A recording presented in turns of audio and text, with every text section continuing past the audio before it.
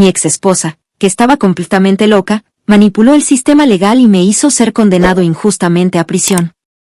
Así que, después de salir, la eché de su casa. La razón por la que arruiné la vida de mi ex esposa comienza en el momento de nuestro divorcio. Ella me denunció falsamente por ser violento, luego coaccionó a su hermana para que testificara a su favor. Esto resultó en una orden de restricción contra mí y en que me dieran la custodia total de nuestros hijos. Ya eso fue un golpe duro. Pero lo que vino después fue el golpe definitivo para mí. A mi madre le diagnosticaron cáncer terminal y le dijeron que tenía 3 meses de vida. Y su último deseo fue que sus nietos la visitaran en el hospital para poder verlos por última vez. Así que violé la orden de restricción y contacté a mi ex, prometiéndole que no estaría en la habitación con ellos, y lo único que pedía era que dejara que nuestros hijos vieran a su abuela moribunda por última vez. Ella se rió de mí en respuesta. Dijo que no solo no dejaría que los niños visitaran a su abuela, sino que ni siquiera los llevaría al funeral. Resulta que también fue a la policía y me denunció por violar la orden de restricción. Terminé arrestado. Y aunque el juez dijo que entendía por qué lo hice, aún lo consideró una violación de la orden y me sentenció a 4 meses de cárcel. Mi madre murió mientras yo estaba encerrado y nunca pude despedirme. Pero cuando salí de la cárcel, ya no era la misma persona. Esa ira que sentía era todo lo que podía pensar. Ya no me importaba lo correcto o lo incorrecto. Solo quería hacerle daño a mi ex esposa, Laura, como ella me lo hizo a mí. Sabía que no podía acercarme a ella. No con la orden de restricción.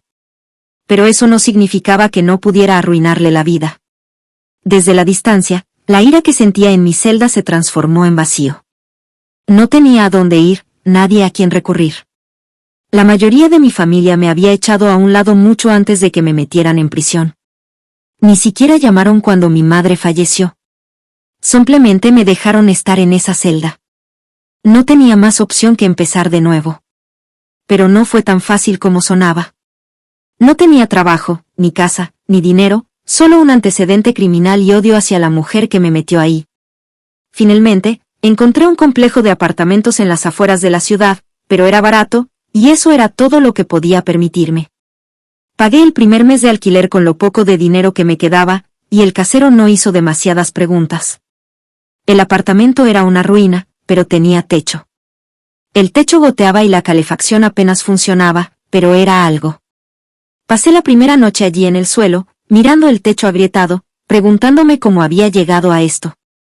Al día siguiente, salí a buscar trabajo.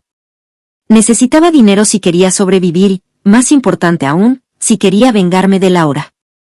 Pero encontrar trabajo con un antecedente no era fácil. Pasé horas yendo de un lugar a otro pidiendo solicitudes y llenando formularios, solo para ser rechazado en cuanto veían el hueco en mi historial laboral. Finalmente, encontré una tienda de conveniencia que estaba lo suficientemente desesperada para contratarme. No era mucho, solo el salario mínimo, pero era algo, y lo acepté. El trabajo era monótono. Pasaba mis días detrás del mostrador vendiendo cigarros y boletos de lotería. Las noches eran peores, con borrachos entrando a todas horas y, de vez en cuando, alguno intentando robarse una caja de cervezas. Todo el tiempo, no dejaba de pensar en Laura, en cómo ella estaba allá afuera viviendo su vida mientras yo estaba atrapado en este hoyo. Cada centavo que ganaba iba para mantener el maldito departamento y comprar lo suficiente de comida para sobrevivir. No había espacio para nada más. Pero todas las noches, después de arrastrarme de vuelta a ese cubículo, me acostaba allí y pensaba en lo que iba a hacerle. Cómo la iba a hacer pagar por lo que me hizo a mí y a mi mamá, y cuando finalmente llegara a un lugar decente y ya no estuviera luchando tan mal con mis finanzas, mi plan para destruir a Laura empezaría a tomar forma. Lo primero que hice fue averiguar dónde trabajaba. Fue un poco complicado, pero al final supe que ella estaba manejando una pequeña boutique en el centro. Parecía un trabajo acogedor. Qué lástima sería si alguien la hiciera despedir, pensé para mí. Pensé que era el lugar perfecto para empezar. Encontré una computadora vieja de una casa de empeños y la compré. Cuando llegué a casa, me senté frente a la computadora y creé un montón de perfiles falsos en línea. Sentí como si hubieran pasado horas desde que empecé, pero ni siquiera estaba cerca de terminar. Este era el 4º perfil hoy, pero tenía que ser diferente de los demás. Cada perfil necesitaba su propia personalidad. No era algo que pudiera improvisar. Tenía que ser conciso. Tenía que ser convincente. Llené cada detalle, incluidos los nombres, las fechas de nacimiento, los pasatiempos e incluso algunas fotos que saqué de rincones aleatorios de Internet. El primero fue fácil, una mujer de mediana edad a la que le encantaban los patrones florales y tenía debilidad por su Golden Retriever. Era la cliente perfecta para la boutique de Laura, que estaría devastada si el servicio al cliente no cumpliera con sus altos estándares. El segundo perfil era el de un chico joven, experto en tecnología y rápido para publicar reseñas de algo. Lo había sacado. Tenía mal temperamento. Sería el tipo de cliente que notaría hasta el más mínimo detalle y no tendría problema en llamar la atención sobre un mal servicio cuando lo viera. El tercero, un hombre mayor, el tipo gruñón, al que era imposible complacer, pero cuya palabra tenía peso debido a su edad y el hecho de que era veterano del ejército. No sería buena idea ser grosero con él. Estas personas debían ser reales, al menos en la superficie, para que nadie cuestionara las historias que estaba a punto de contar. Al pasar a escribir las reseñas falsas, sentí como mi ira se acumulaba nuevamente. El pensamiento de Laura sentada cómodamente en esa boutique, viviendo su vida como si nada hubiera pasado, hacía que mi sangre hirviera. La voz de mi madre resonaba en mi cabeza. Su último deseo se repetía una y otra vez. Y el pensamiento de que Laura me había denunciado a la policía como si no fuera nada me rompía el corazón. Ni siquiera valía la pena dar a mi madre un último momento de felicidad antes de morir. Comencé a escribir la primera reseña, manteniéndola simple, solo un comentario sobre un comentario grosero que le hizo a un cliente. Pero eso por sí solo no era suficiente. Tenía que hacer más para que ella sintiera lo que yo había sentido en esa celda, sabiendo que mi madre había muerto sola por su culpa y por su psicopatía. La siguiente reseña fue peor.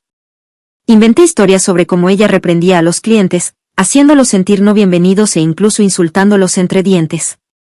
Se sentía bien, como si finalmente estuviera vengándome de ella. No importaba cuánto tiempo tomara ni cuántas reseñas tuviera que escribir. No me detendría hasta saber que Laura estaba sufriendo. Cuando terminé, mis ojos ardían por mirar la pantalla tanto tiempo, pero no me importaba. Me recliné en mi silla y sentí una satisfacción sombría. Con el tiempo, la queja comenzó a acumularse. La dueña de la boutique finalmente no pudo ignorar la gran cantidad de quejas que había presentado cada día. Nuevos perfiles, nuevas reseñas falsas. La dueña inició una investigación sobre el comportamiento de Laura. Por supuesto, Laura lo negó todo. Después de todo, ella estaba en lo correcto. Pero el daño ya estaba hecho. La dueña no podía arriesgarse a perder clientes por culpa de una empleada problemática, así que despidió a Laura. Me enteré a través de un amigo a quien le pedí que entrara y pidiera específicamente por Laura. El primer paso para arruinar su vida estaba completo. Sentí una satisfacción enfermiza cuando escuché la noticia. Laura le había quitado el último deseo de mi mamá. Así que yo le quité el trabajo a Laura. Pero eso fue solo el principio. Luego, dirigí mi atención a su casa. Era la casa que compramos juntos cuando todavía estábamos casados, cuando las cosas iban bien. Pensar en que ella la perdería me llenaba de una satisfacción retorcida. Empecé a investigar en registros públicos, buscando cualquier cosa que pudiera causarle problemas. Después de unos días de búsqueda, di en el blanco. Laura estaba atrasada con sus impuestos a la propiedad. No era una gran cantidad, pero era suficiente para causar problemas si alguien lo señalaba y la persona encargada de su caso tenía el incentivo adecuado. Así que hice exactamente eso. Actué como un vecino preocupado y envié una pista anónima a la ciudad diciendo que la casa podría estar abandonada o mal mantenida. Esto hizo que programaran una inspección y, como era de esperar, encontraron algunas violaciones menores del código. No era nada grave, pero lo suficiente como para violar las reglas de la JOA y hacerle la vida difícil. Pero aún no había terminado. Tenía un viejo amigo de la secundaria que trabajaba como oficial de cumplimiento del código. No habíamos hablado en años, pero lo contacté, le recordé los buenos tiempos y luego le ofrecí algo a cambio para acelerar el proceso. Pronto, Laura recibió una notificación de desalojo debido a los impuestos impagos y las violaciones del código. Se le dio un corto plazo para desocupar la casa. Imaginé su pánico cuando recibió esa notificación. No tenía a dónde ir. Había perdido su trabajo y ahora estaba perdiendo su casa. Sentí que todo estaba encajando justo como lo quería. Con Laura sin trabajo y sin hogar, sabía que tenía la ventaja. Quería a los niños. Los amo y me hubiera encantado estar con ellos después del divorcio, pero tenía que tener cuidado. Mi oficial de libertad condicional habría adorado tener una excusa para devolverme a la cárcel. No podía hacer contacto directo con ella, así que pensé detenidamente sobre cómo podría obtener la custodia de manera estratégica. Finalmente, decidí usar a mi hermana como intermediaria. Al principio fue reacia. Ella era la única miembro de la familia que no me había echado a la calle, y siempre estaré agradecido por eso. Es una buena persona y no quería involucrarse en algo que pudiera meterla en problemas.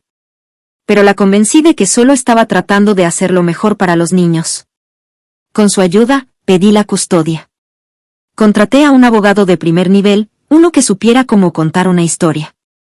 En el juicio, argumentamos que Laura no estaba capacitada para cuidar a los niños debido a su situación de vida inestable y la falta de ingresos. Mi abogado me pintó como un hombre reformado, alguien que había cometido errores en el pasado pero que había aprendido de ellos. Enfatizó que tenía un trabajo estable, una casa decente y estaba listo para ser el padre que mis hijos necesitaban. La sala del tribunal estaba tensa, pero sabía que ya lo tenía en la bolsa. Laura estaba al otro lado, luciendo agotada y desesperada. Intentó defenderse. Le contó al juez cada historia triste que pudo, hablando sobre cómo perdió su trabajo y fue desalojada. Tratando de hacerme parecer una especie de monstruo que quería arruinarle la vida. Pero mantuve la calma. Ella podría haber intentado pintarme como el villano, pero no fui yo quien apareció luciendo como si no pudiera cuidar de mis propios hijos. Yo tenía un trabajo y un lugar donde vivir, y había pasado los últimos meses organizando mi vida. Laura prácticamente estaba suplicándole al juez que le creyera, pero pude verlo en sus ojos, no le estaba creyendo. Al juez no le importaban sus excusas ni que ella dijera que yo estaba detrás de todo lo que había salido mal en su vida.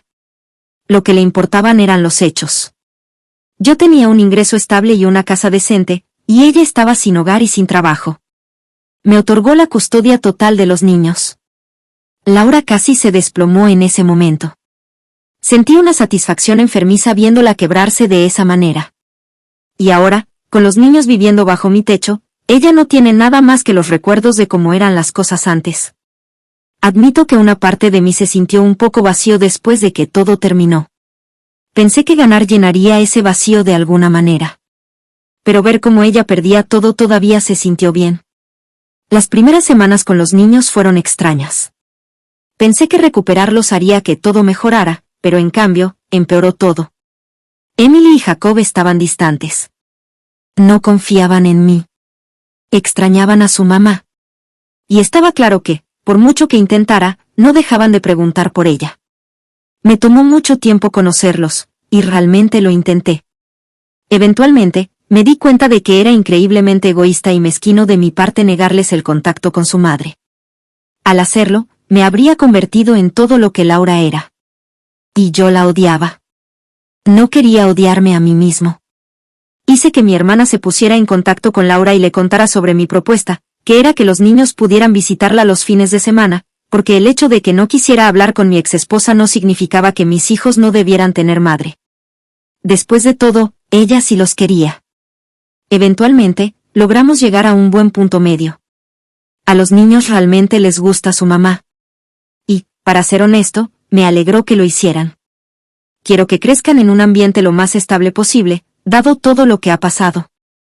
Laura y yo incluso nos vimos una vez, saludándonos cuando yo dejaba a los niños en su casa. No tengo ningún interés en volver con ella. Pero si logro desarrollar una buena relación de coparentalidad, no me molestaría.